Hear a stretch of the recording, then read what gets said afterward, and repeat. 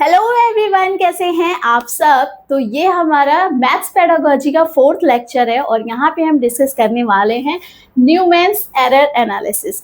इसमें हम देखेंगे कि एक बच्चा जो प्रॉब्लम को देख के उसको किस तरह से समझता है, क्या क्या गलतियां हो सकती हैं उससे, और देन वो उसको कैसे सॉर्ट आउट करेगा, राइट। तो ये लेक्चर आपका इसलिए भी बहुत इंपॉर्टेंट है क्योंकि अभी तक हमने जो 3 लेक्चर पढ़े थे उनका भी फुल रिवीजन यहाँ पे होने वाला है, तो don't miss it. Okay, let's get started. This is Juhi Pandey and I welcome you on my YouTube channel Chaitanya classes. तो यहाँ पे हम देखेंगे जो हमारा फर्स्ट स्टेप है, it is reading, comprehension, transformation, process skill and encoding. तो यहाँ पे ये सारी चीजें कैसे हमें करनी है, ट्रिक के साथ या स्टोरी के साथ खत्म, उसको देखते हैं। तो फिर से मैं एक एग्जांपल लूंगी जैसे मैंने लिया था वेन हेले की थ्योरी में, राइट। तो अभी हमने वेन हेले की थ्योरी में क्या पढ़ा था कि यस एक बॉय है, और उसके बाद में फिर वो सारी चीजें डिस्कस जो मैंने की थी आपको, 5 स्टेप, उसके बाद का स्टेप क्या होने वाला है। तो now the family is ready to do some engagement type चीजें। तो लेकिन क्या हुआ कि वहां पे जो एक लड़की थी जिसको उसने पसंद कर रखा था, उसने कहा कि आई नीड सम टाइम। तो उसको जो टाइम चाहिए था, वहां से स्टार्ट होता है आपका न्यूमैन्स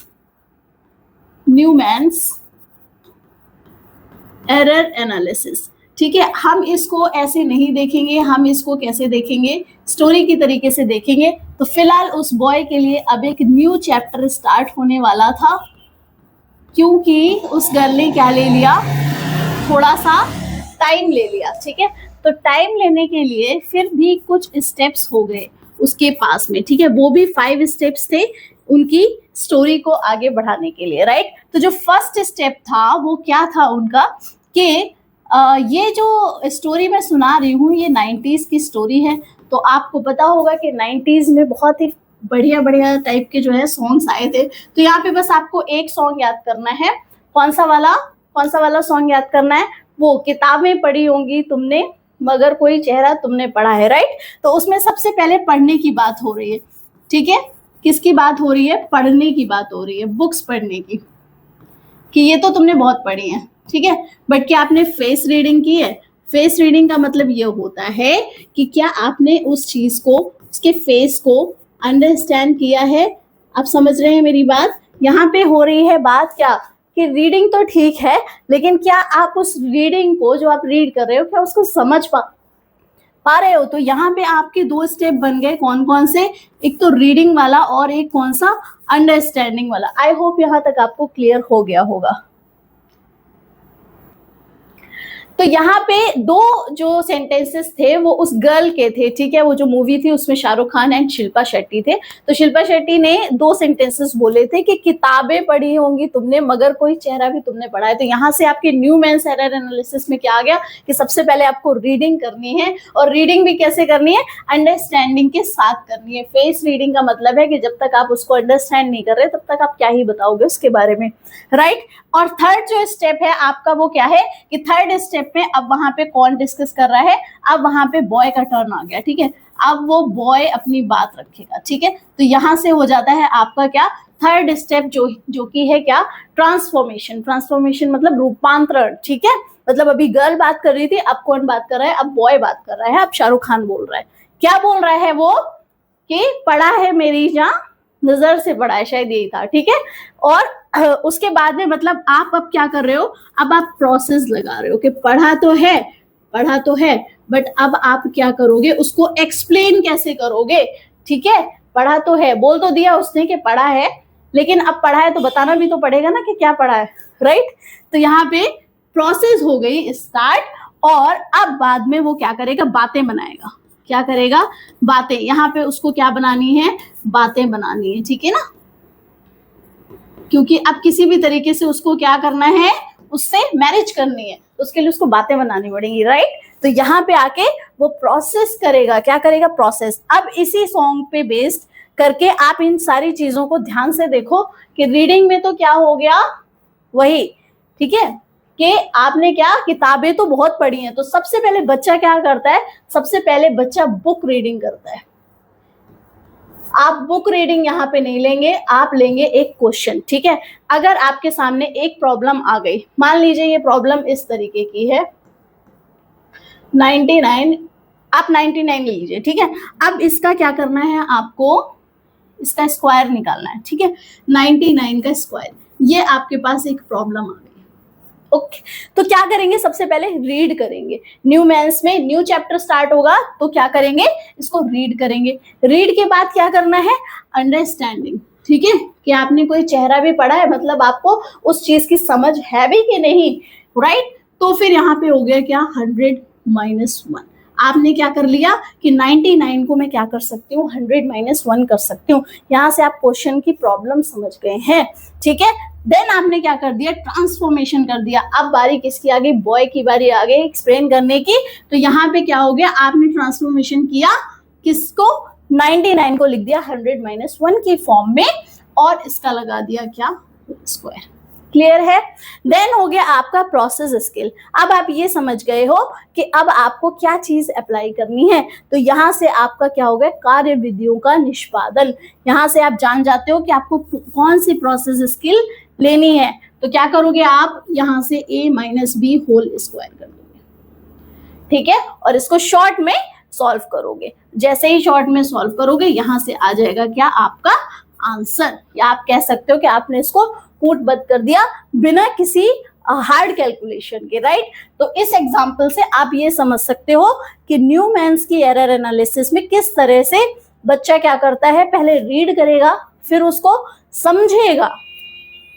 फर्स्ट स्टेप तो रीड करना ही होता है ना। कोई भी क्वेश्चन सामने आएगा, अगर मेरे 32 इंटू 99, तो ये क्वेश्चन अगर सामने आया तो पहले मैं इसको रीड करूंगी, उसके बाद मैं क्या करूंगी, इसको समझूंगी कि ये क्या है, ठीक है, क्या है 99 को मैं और किस तरह से एक्सप्रेस कर सकती हूँ जिससे मैं इजीली सॉल्व कर पाऊँ।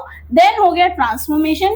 ट्रांसफॉर्मेशन में मैं इस 99 को क्या कर दूंगी, 100 माइनस 1 कर दूंगी, और उसके बाद अपनी कार्य विधियों का निष्पादन या फिर प्रोसेस स्किल। प्रोसेस स्किल मतलब अब यहाँ से मैंने इसको मल्टीप्लाई कर दिया, 3200 माइनस 32, राइट। इस तरह से मैंने क्या किया, इस स्टेप में प्रोसेस स्किल लगाई, राइट। और उसके बाद में क्या कर दिया, उसको आंसर को कूटबद्ध, मतलब फाइनल। अब हमारा यहाँ से आंसर आ गया, इसी को आपने क्या कह दिया, क्या, एनकोडिंग। क्लियर है। तो यहाँ से आपका न्यूमैन एरर एनालिसिस का सारे टॉपिक क्लियर होते हैं। देखिए, जब आप एग्जाम देने जाते हैं ना, ये सिर्फ मैथ्स पेडागोजी की बात नहीं है। बात यह है कि साइकोलॉजी बहुत ब्रॉड है और वहां से बहुत सारे इस तरह के आपको रूल्स एनालिसिस वगैरह मिलेंगे। तो एग्जाम टाइम पे बेसिकली इनको लर्न कैसे करना है, याद कैसे रखना है, आप बच्चे को नहीं समझा सकते, but you are not a kid. आप तो टीचर बनने वाले हैं ना, आप एक बच्चे नहीं हैं। तो इसलिए मुझे आपको कैसे किसी भी तरीके से ये लर्न करवाने, है ना, विदाउट एनी प्रेशर, कि आपके प्रेशर भी ना आए और आप इन चीजों को ना सिर्फ एक स्टोरी की तरीके से समझ लो। समझ आए आपको। तो यहाँ से हो गया आपका ये क्लियर। बस आपको क्या याद रखनी है कि वो जो दोनों थे जो हमने किसमें डिस्कस किए थे, वैन हेले की थ्योरी में। नाउ तो गर्ल को क्या चाहिए, थोड़ा टाइम चाहिए, और फिर वो सॉन्ग है, क्योंकि 90s का सॉन्ग है, तो आपको ये सारी चीजें करनी है, ठीक है, क्लियर। अब इससे रिलेटेड कर लेंगे क्वेश्चंस। तो बहुत ज्यादा क्वेश्चन तो नहीं आते हैं, एक क्वेश्चन रहता है आपका कभी कभार, बट फिर भी मुझे तो आपके 30 आउट ऑफ 30 करने हैं ना। हमारा जो टारगेट है वो मैथ्स में ये है ना, तो इसके लिए तो हमें कोई भी टॉपिक ऐसा नहीं रखना है जो अनटच्ड हो, राइट। ओके, तो करते हैं अब कुछ क्वेश्चंस। तो यहाँ पे अभी तक हमने जितनी थ्योरी पढ़ी है स्टोरी को समझ समझ के, वहां पे अब हम अप्लाई करेंगे इसको क्वेश्चंस के ऊपर। तो यहाँ पे आपका फर्स्ट क्वेश्चन है, there are 5 rules of Newman's error analysis. ये कह रहे हैं कि 5 नियम है, बिल्कुल ठीक है, इनके 5 ही नियम है, और क्या करना है कि इनको आपको सही अनुक्रम में लगाना है। कैसे लगाना है, सीक्वेंस में लगाना है। तो पहला क्या है, अंडरस्टैंडिंग द क्वेश्चन। तो क्वेश्चन को तो तब समझेंगे ना जब हम उसको रीड करेंगे। फिर वही स्टोरी है आपके पास में कि किताबें तो आपने बहुत सारी क्या पढ़ी हैं। तो पहला स्टेप क्या, रीडिंग। और रीडिंग कहाँ आ रहा है, आपका सी ऑप्शन में आ रहा है। तो आपके ये वाले दो में से कोई एक ही होगा, राइट। ये भी कैंसिल एंड ये भी कैंसिल। अब सेकेंड स्टेप क्या आता है कि आपने बुक्स तो बहुत पढ़ी हैं, बट आप क्या फेस रीड कर पाओगे मेरा, ठीक है, आप क्या फेस रीड कर पाओगे? वैसे तो कोई भी नहीं कर पाया आज तक, लेकिन फिर भी आप देख लो। तो यहाँ पे दूसरी चीज क्या है, अंडरस्टैंडिंग द क्वेश्चन। तो सेकेंड स्टेप क्या हो गया आपका, सी के बाद में, रीडिंग के बाद में क्या, अंडरस्टैंडिंग। ठीक है, रीडिंग देन अंडरस्टैंडिंग। उसके बाद आपका क्या आता है, उसके बाद आता है टर्न किसका, बॉय का। तो अब आप क्या करोगे, ट्रांसफॉर्मेशन करोगे। क्या करोगे, रूपांतरण कर दोगे। तो ट्रांसफॉर्मेशन इज द थर्ड। ठीक है, तो इसका मतलब आप सीक्वेंस बना कौन सा, C then A and then B. ठीक है, सी ए बी। तो सी ए बी किस में है, सी ए बी इसमें है। अगर आप चाहो तो आप यहीं पे आंसर कर सकते हो, और अगर आपको और स्टेप्स देखने हो तो आप देख सकते हो। तो यहाँ पे क्या है, परफॉर्मिंग मैथमेटिकल ऑपरेशन, उसके बाद कार्य विधियों का निष्पादन। अब वो सोचेगा ना कि मुझे क्या करना है, ठीक है, मुझे ऐसी क्या बातें बनानी है कि ये क्या हो जाए, इम्प्रेस हो जाए। तो उसके लिए वो क्या करेगा, कुछ अपने मैथमेटिकल कैलकुलेशन करेगा माइंड में, राइट।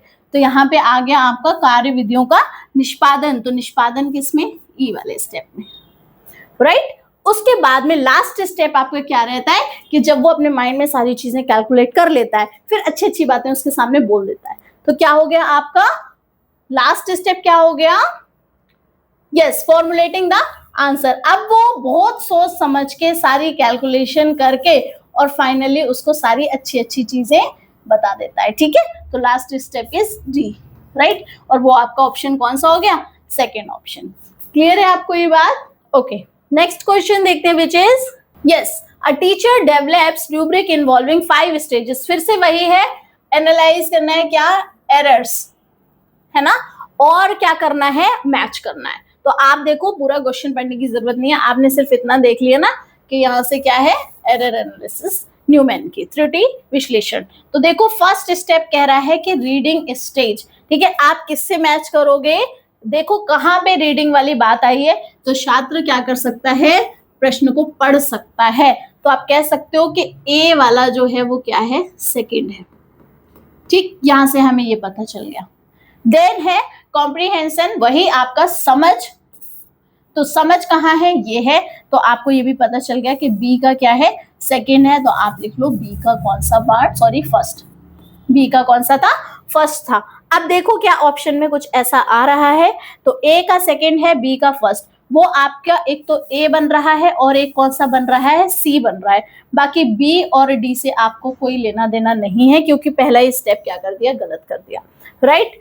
अब देखो ट्रांसफॉर्मेशन स्टेज, थर्ड जो होती है वो कौन सी होती है, बॉय की टर्न होती है। तो वो क्या करेगा, पहले आराम से देखो क्या करेगा, क्या छात्र गणितीय परिकलन या कार्य विधि को सटीकता से पूरा कर सकता है। तो यहाँ पे क्या आ रहा है, कार्य विधि। और कार्य विधि हमारा कौन सा स्टेप था, आप सोचो। देन फिर क्या है, छात्र उत्तर को उपयुक्त तरह से निरूपित कर सकता है, निरूपित, ठीक है। और लास्ट वाला क्या है आपका, छात्र उपयुक्त गणितीय संक्रिया का कार्य विधि का चयन कर सकता है। तो कार्य विधि का चयन हमने कौन से स्टेप में पढ़ा था, हमने कौन से स्टेप में पढ़ा था कार्य विधि का, ट्रांसफॉर्मेशन में। ठीक है, किसमें पढ़ा था, ट्रांसफॉर्मेशन में। तो यहां से वो क्या कर रहा है, अपनी कैलकुलेशन सोच रहा है कि करना क्या है, राइट। तो सी का हो गया आपका क्या, fifth. Then process skill stage, यहाँ पे वो क्या कर रहा है कि किस तरह से मैं क्या करूं, चीजों को फटाफट प्रोसेस करके और अच्छा अच्छा आंसर बना दूं। तो वो आपका डी वाला क्या हो गया, कौन सा, छात्र गणितीय परिकलन या कार्य विधि को सटीकता से पूरा कर सकता है। वो फटाफट क्या कर रहा है, उसको प्रोसेसिंग पे ला रहा है। तो ये हो गया आपका third. And last is encoding या कूटबद्ध करने का स्तर। वो क्या कर रहा है, उसको निरूपित कर रहा है, कैसे, अपने फाइनल आंसर को। जहां पे भी उत्तर की बात आती है आप ले लोगे कौन सा, लास्ट वन, ठीक है, कौन सा, एनकोडिंग या कूटबद्ध, ठीक है। जहां पे आप क्या कर रहे हो, फाइनल आंसर निकाल रहे हो अपना। तो ये हो गया आपका कौन सा, ई का फोर्थ पार्ट। तो ई का फोर्थ, इस हिसाब से आपका जो आंसर बनता है वो बनता है ऑप्शन सी। क्लियर है आपको?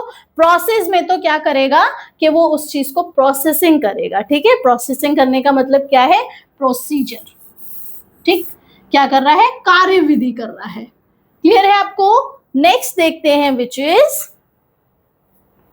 यस, ये है आपका question. Madhav says in his mathematics class that 6 is 2 3s and 10 rupee is 2 5 rupees. Madhav is indicating which type of reasoning. अब यहाँ से आपके शुरू होते हैं कौन से, जो हमने अभी तक 3 लेक्चर्स में अपनी पेडागोजी कंप्लीट की थी, तो थोड़ा सा आपको समझ में आ रहा होगा कि हमें क्या करना है।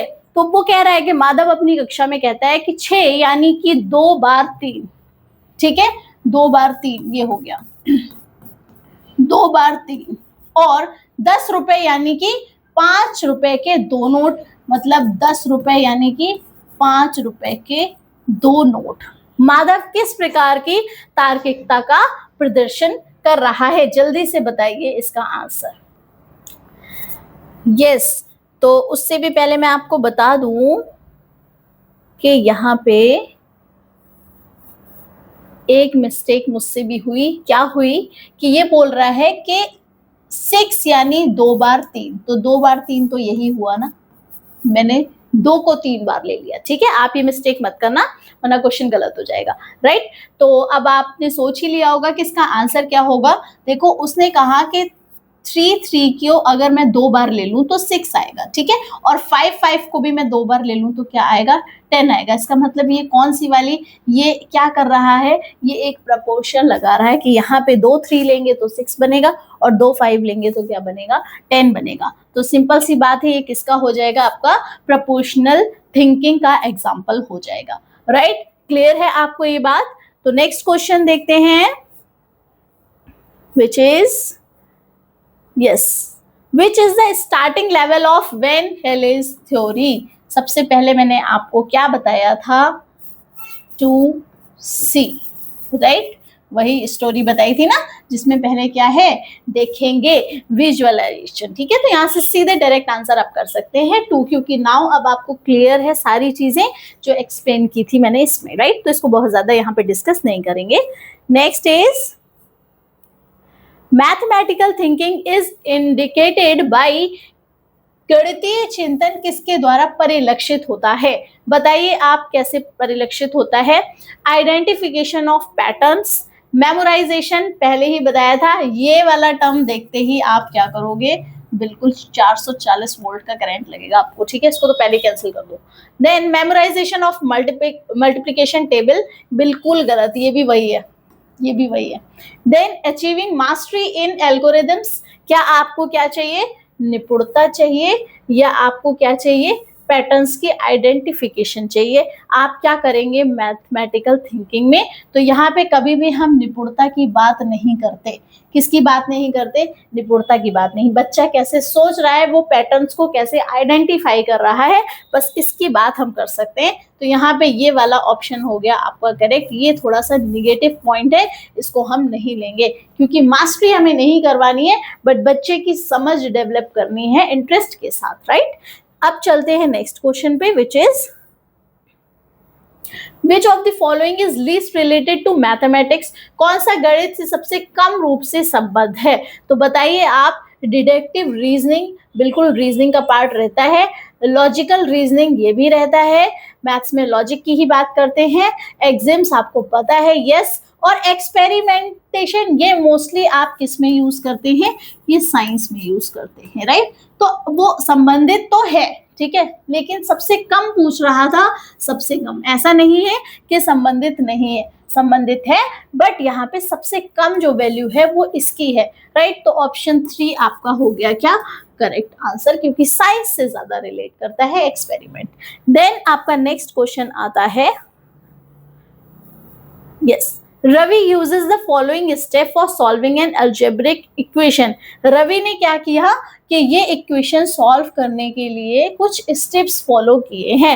It is an example of, तो क्या ये दृश्यीकरण का है, क्या ये ट्रांसपोजिशन का है, एस्टिमेशन का है, या ट्रायल एंड एरर। यहाँ पे प्रयास त्रुटि नहीं है, एस्टिमेट नहीं लगा रहे। मैंने आपको बताया था जब भी बात किसकी आएगी, आपकी बीज गणित की आएगी। किसकी बात आएगी, बीज गणित की बात आएगी। आप क्या कर देंगे, पक्षांतरण, सीधे आंसर आप इसको कर देंगे। बताया था मैंने आपको किस तरह से, इस तरह से, राइट, बताया था ना। क्या करेंगे हम, पक्षांतरण कर देंगे, या तो यहाँ +8 कर दो, या फिर इसको उधर पहुंचा दो, तो दोनों ही केसेस में आपका फटाफट क्या निकल आएगा, आंसर। इसी को हम कहते हैं क्या, पक्षांतर। नेक्स्ट क्वेश्चन इज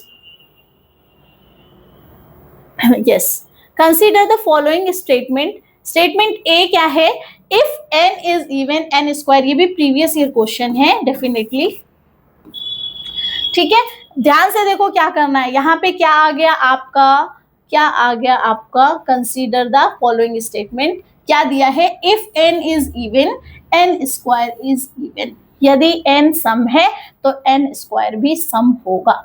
और स्टेटमेंट बी क्या कह रहा है कि n square is not even then n is not even. समझ आया क्या आपको, ये आ गया आपका इनवर्स, कन्वर्स वगैरह वगैरह। तो आपके पास दो कंडीशन है, ए है और बी कंडीशन है। तो पहली कंडीशन, सबसे पहले मैं आपको रिवाइज करा देती हूँ कि पहली कंडीशन जो थी वो किसकी थी, कन्वर्स की थी। किसकी थी, कन्वर्स। दूसरी वाली कंडीशन थी हमारी किसकी, इनवर्स की।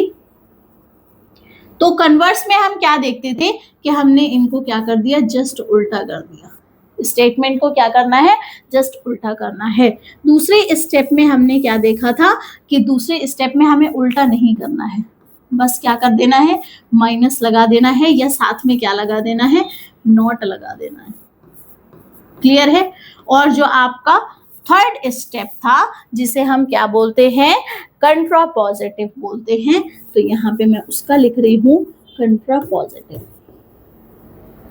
और इसमें हम क्या देखेंगे कि स्टेटमेंट को क्या करेंगे, उल्टा भी करेंगे और नेगेटिव साइन भी लगाएंगे, मतलब नॉट भी लगाएंगे। राइट। तो अब आप फटाफट बता सकते हैं इसका आंसर कौन सा होगा।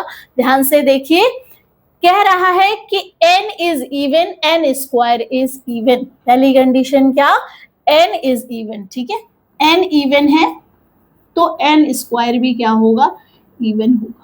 राइट। अगर ये ऐसे कह दे कि n स्क्वायर इवन है तो n भी इवन, तो ये बनेगा। बट वो क्या कह रहा है कि n square is not even. पहले हमने n स्क्वायर की बात कर ली, मतलब पहले हमने b की बात कर ली, इतना पता चल गया कि b पहले आएगा तो कन्वर्स हो सकता है। बट यहाँ नॉट भी लगा है, तो b पहले आ रहा है और क्या लगा है, नॉट भी लगा है। समझ आया आपको। यहाँ पे कह रहा है कि n स्क्वायर अगर नहीं है तो n भी नहीं होगा। राइट। तो ये कौन सा स्टेप हो गया आपका, कंट्रापॉजिटिव।